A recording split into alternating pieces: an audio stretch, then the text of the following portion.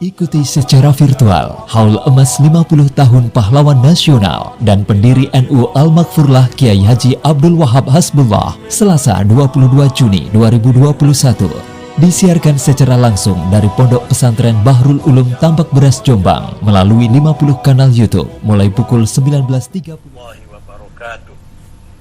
Bismillah. Alhamdulillah. Wassalatu wassalamu ala sayyidina wa maulana Muhammad Rasulillah wa ala alihi wa sahbihi wa man tabi'a sunnatahu wa jama'atah min yaumina hadha ila yaumil ba'thi wan nahdah. Hadaratul muhtaramin, sadatul ulama wal masyayikh wal asatidh, ashabal ma'ahid, ashabatul kisufiyah, wabil khusus al-usratil ariqah, usratil marhum al-maghfurlah bahwa Hasbullah, wa ala muqaddimatihim Ibu Hajjah Nyai Mahfudah, Ibu Nyai Hajjah Mahfudah, Ibu Nyai Hajjah Munjidah yang kebetulan jadi Bupati Jombang, Yai Haji Dr. Hasib Wahab, salah satu ketua PBNU, Ibunya Hajjah Hizbiyah. Saya kira masih ada satu lagi ya, Ibunya Muktamaroh kalau nggak salah. Dan seluruh masyayikh Tambak Beras, a'azzahumullah bi'izzih wa karam bikaramih. Yang terhormat Bapak Presiden Republik Indonesia, Bapak Insinyur Haji Joko Widodo, azahullah, Ibu Gubernur Jawa Timur, Ibunya Hajjah Khafifah Indar Parawangsa, calon presiden tahun 2024, insyaallah Allah sahil wayaqdi hajatih. Yang saya hormati juga kiai-kiai yang hadir dari Tambak Beras, Denanyar, Rejoso, dan Wabakil Ma'ahid di Jombang, ya Abdul Hakim, dan lain-lain. Adik saya, Yai Haji Mustafa Akil Siraj, Rois Syuriah PBNU, Gus Miftah, Mubalik terkenal, kondang, masyhur fil ard, Masya Allah masyhur fis sama, Ketua PWNU Jawa Timur yang sangat energik, alim dan energik, Kiai Haji Marzuki Mustamar. Sadati wa sayyidati, ashabi wa zumala'i, abna'i wa banati. Oh, maaf, para pejabat pemerintah yang hadir, baik dari Kabupaten Jombang, Provinsi, rombongan Ibu Gubernur, dari TNI Polri yang berbahagia. Bapak sekalian, hadirin hadirat yang saya hormati.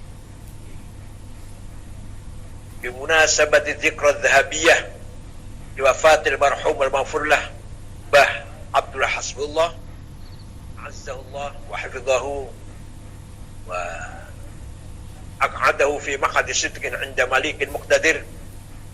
Maka kita bersyukur kita masih bisa berkumpul, walaupun ada sebagian hanya melalui daring atau virtual bagi saya ini, dan saya sangat bangga ketika mendengar bahwa virtual ini atau acara ini diikuti oleh sekian juta para pemirsa, yang merupakan kebanggaan sendiri, merupakan kehormatan sendiri bagi Mbah Wahab. Mengapa Mbah Wahab, Mbah Hashim, Mbah Wahab, dan kiai yang lain ketika hidup dihormati, sudah wafat pun masih dihormati? Kenapa itu? Ketika hidup dihormati orang, sudah wafat pun masih dihormati orang. Karena Mbah Wahab khususnya ini, karena Mbah Wahab sadar bahwa hidup ini membawa amanat, dan amanat itu diimplementasikan, dijalankan dengan sebaik-baiknya. Maka lahirlah bagi Mbah Wahab sebuah visi misi yang diembannya, yang dipikulnya, sehingga semua gerakannya, perilakunya, sikapnya, semua demi kepentingan keberhasilan visi misi yang ideal, yaitu Islam Sunnah Jamaah Nahdlatul Ulama. Di samping visi misi pesantren dan seterusnya, di samping visi misi kebangsaan. Itulah yang bisa menjadikan orang itu berharga. Sadar bahwa hidup ini amanah, kemudian menjalankan amanah tersebut, itu berharga itu. Bagi orang yang tidak sadar bahwa hidup ini amanah, maka hidupnya abath, hidupnya sia-sia. Afahasibtum annama khalaqnakum abatha wa annakum ilaina la turja'un. Apa kamu mengira saya menciptakan kamu itu main-main? Tidak ada visi misi, tidak ada amanah, cuma main-main saja. Daripada sepi gitu kira-kira, hanya makan, minum, tidur, pelon lah. Bersuka cita, tidak ada sedikit pun ada rasa amanah. Apakah kamu mengira bahwa kamu sekarang tidak akan dikembalikan atau tidak akan kembali kepadaku? Kamu saya ciptakan membawa amanah, dan kamu akan kembali kepadaku, kata Allah. Kamu saya ciptakan tidak sia-sia, tapi ada tujuan, ada ghoyah, al-quswa, amanah yang sangat mulia, yang nanti kamu akan saya minta pertanggungjawab ketika kamu sudah kembali. Ya, siapapun yang mapan, kaya raya lah, kaya, mapan, namanya mutahadir. Kalau berilmu namanya muthaqqaf. Nah, ini dua-duanya merupakan amanah dari Allah untuk kita semua. Maka dalam kesempatan ini saya nggak akan panjang lebar. Saya mengingatkan kita semua bahwa kita memasuki era 5.0. Bukan lagi 4.0. Sudah lewat itu 4.0. Sekarang sudah 5.0. Peradaban digital menjadi keniscayaan. Gaya hidup berubah dan ketergantungan terhadap teknologi memaksa kita harus bebenah diri, harus istihad, harus kreatif, harus cerdas, harus tanggap dengan segala perubahan. Muthaqqaf, mari kita kejar. Kita masih ketinggalan jauh dalam hal ini. Alhamdulillah tadi saya saksikan peluncuran apa tadi? IC. Mudah-mudahan ini merupakan bukti buat tabak beras mengejar ketinggalan atau tidak mau ketinggalan, walaupun masih jauh dari yang kita harapkan kalau dibanding dengan kemajuan yang ada di luar negeri. Yang kedua yang kita prihatinkan adalah bagaimana karakter, kepribadian, jati diri dan kedaulatan bangsa menghadapi ancaman tantangan baru di saat negara-negara menjadi borderless, tanpa batas, dan keterbukaan komunikasi dan informasi memungkinkan manusia menjadi komunitas global. Kita ini nanti menjadi manusia yang komunitas global kita ini. Manusia global. Yaitu apa? Sehingga narasi radikalisme dan liberalisme mampu masuk secara intensif ke dalam setiap pribadi melalui berbagai platform. Karena kita hidup di era globalisasi, sangat mudah seseorang terpengaruh oleh radikalisme atau liberalisme atau sekularisme. Kita mudah sekali terpengaruh oleh radikalisme bahkan sampai terorisme atau liberalisme sampai ke sekularisme, bahkan sampai ateis barangkali. Jadi dengan kecanggihan teknologi yang sangat luar biasa, tidak usah pergi dari rumah, nggak usah keluar dari kamar, sudah buka internet, kemanapun bisa, apapun bisa dicari, manusia akan dicetak di situ kalau kita tidak hati-hati. Kepribadian, jati diri akan hilang sebagai Muslim Ahlussunnah wal Jamaah atau sebagai warga bangsa Indonesia. Saat ini kita juga sedang menghadapi 5 perang. Dan kita hadapi sekarang 5 perang besar yang harus dimenangkan. Kita harus menang ini. Bukan perang fisik, tapi perang ini dapat merebut, menguasai, merubah cara berpikir masyarakat, sehingga pada akhirnya suatu bangsa akan tunduk dan tergantung pada bangsa lain. Bukan perang fisik, tapi perang pengaruh. Ini namanya perang peradaban yang dicetuskan oleh Samuel Huntington tahun 80-an, tahun 87 persisnya. Bahwa nanti perang yang akan datang adalah perang peradaban, perang hadarah, class civilization. itu lebih bahaya daripada perang fisik. Dan ini sudah terbukti di Timur Tengah. Sudah terjadi di Timur Tengah. Negara tercabik-cabik, masyarakat yang rusak, hancur, eksistensinya, kepribadiannya, karena tidak mampu menghadapi perang peradaban, perang budaya. Sehingga faktor suku dan faktor agama itu menjadi faktor sebabnya perang saudara. Sudah 40 tahun di Timur Tengah perang saudara. Sudah 40 tahun sama Islam, sama Arab. Alhamdulillah Indonesia tidak seperti itu. Nah, perang tersebut adalah yang 5 tadi. 1, perang kebudayaan pop.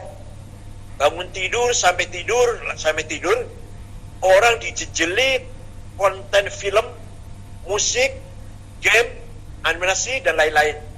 Coba. Ya kalau kita orang tua barangkali sudah nggak kober lah ya, seperti saya sudah nggak bisa itu, nggak kober lah. Tapi yang muda-muda ini cucu kita seperti apa nanti? Dari pagi sampai pagi lagi, dari bangun tidur sampai tidur lagi. Yang dilihat adalah film, musik, game. Dari cucu saya yang kecil sudah itu pegangannya. Dilarang sudah nggak bisa lagi.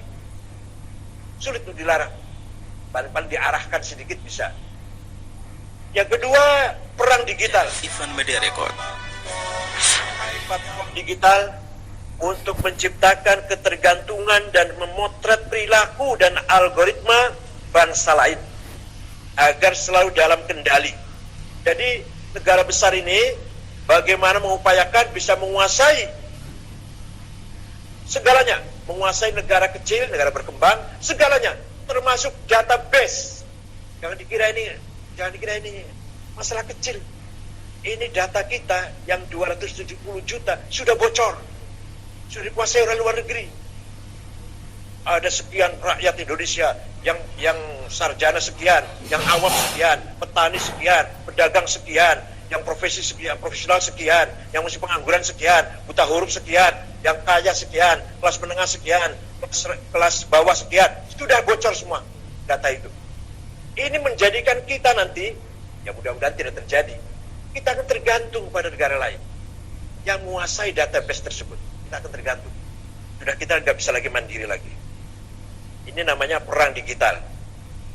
Kemudian, nah ini dengan adanya COVID-19, ini ada perang baru ini, perang biologi, perang vaksin.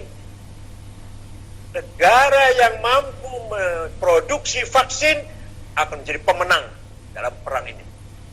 Negara yang tidak mampu, hanya mengimpor saja, itulah yang negara yang kalah. Padahal pandemi COVID-19 ini sudah sudah bervarian, sudah muncul lebih ganas lagi. Karena Delta itu lebih ganas, lebih cepat menular, dan lebih ganas daripada COVID-19 yang semula. Ini membutuhkan vaksin yang canggih lagi, lebih canggih lagi, lebih canggih lagi. Kita belum mampu membeli vaksin yang tahap pertama, penyakitnya atau pandeminya sudah meningkat ke level yang ketiga. Ini akan ada terjadi perang vaksin. Amerika, Jerman, RRC, Tiongkok. Ini terjadi perang vaksin. Kita ini hanya penonton. Bisa cuma importir. Itu pun entah uangnya dapat hutang atau dapat dari mana, nggak tahu saya. Dapat motong-motong anggaran barangkali.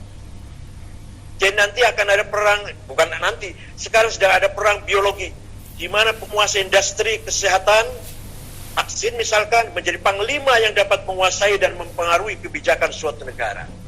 Kita akan didikte oleh negara yang memproduksi vaksin.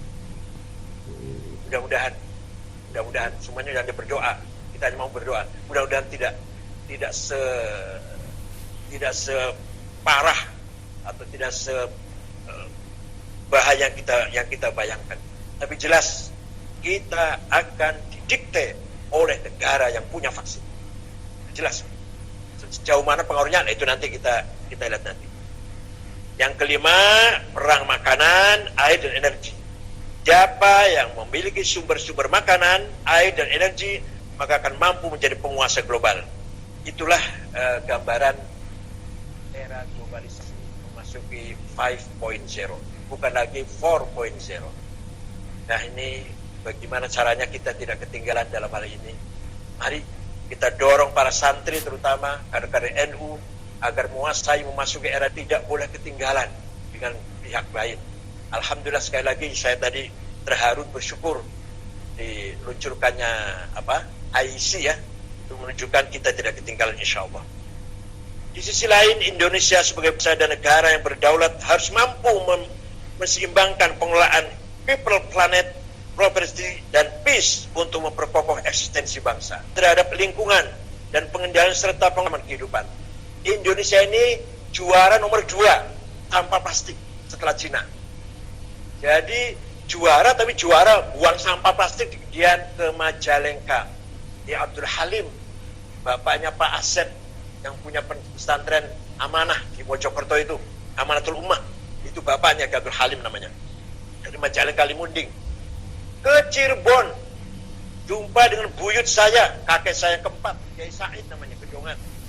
Kemudian buyut saya perintah kepada cucunya Maksum Siraj, waktu itu yang pertama Maksum Siraj kakaknya ayah saya, agar siap menjadi pengurus NU di Cirebon atau menjadi aktif di NU di Cirebon.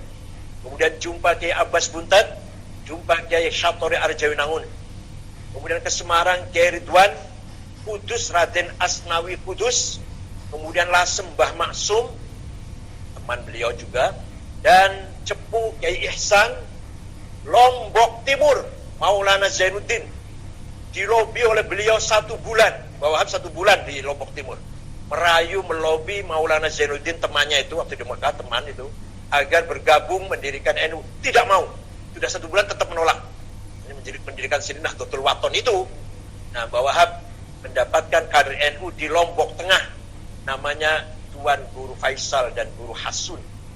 Itulah sekelumit cerita tentang bagaimana Mbah Wahab memperjuangkan Nahdlatul Ulama. Dan tadi sudah disinggung oleh Kiai Hasib, semua itu adalah uang sendiri, ongkos sendiri, biaya sendiri, tanpa proposal.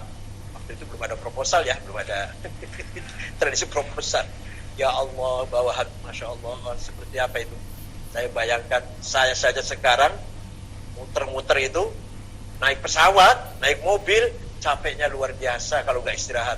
Itu sekarang pandemi lagi istirahat banyak ini. Kemarin sebelum ada pandemi COVID-19, acara padat tiap hari undangan, capeknya luar biasa. Masih naik pesawat itu, naik mobil itu.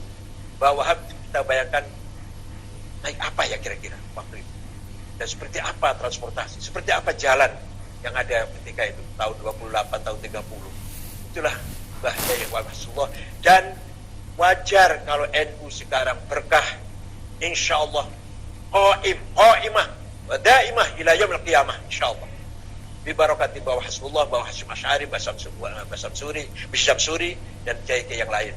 Karena memang diperjuangkan dengan tulus ikhlas tanpa ada pamrih kecuali li'ilai kalimatillah ilatil ulya. Selamat memperingati haul Mbah Wahab al-dzikrul al-dhahabiyah al-khamsina sanah Fatih. Insyaallah beliau sekarang berada di fi maq'adi sidqin 'inda malikin muqtadir, di sisi Allah, di tempat duduk yang namanya as-sidq. Memang beliau ahad minas shadiqin. Syukran, mohon maaf kalau ada perkataan yang tidak berkenan. Wa dumtum fil khairi wal barakati wan najah. Wallahu a'lam bishawab. Wassalamualaikum warahmatullahi wabarakatuh.